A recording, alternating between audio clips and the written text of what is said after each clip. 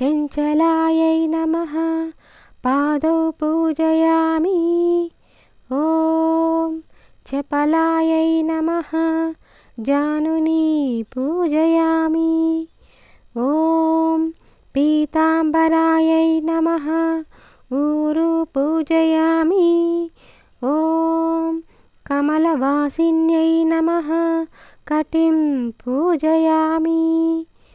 ॐ पद्मालयायै नमः नाभिं पूजयामि।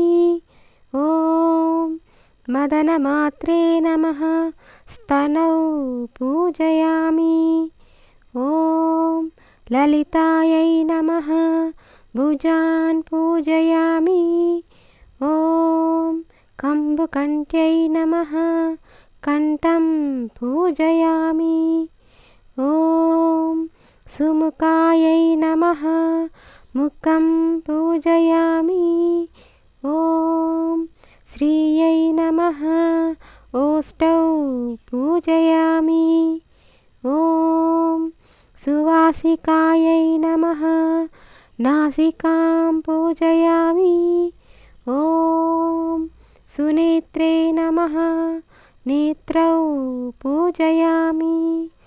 ॐ रमायै नमः कर्णौ पूजयामि।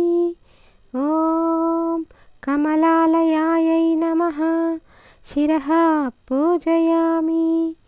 ॐ महालक्ष्मी नमः सर्वाण्यङ्गानि पूजयामि।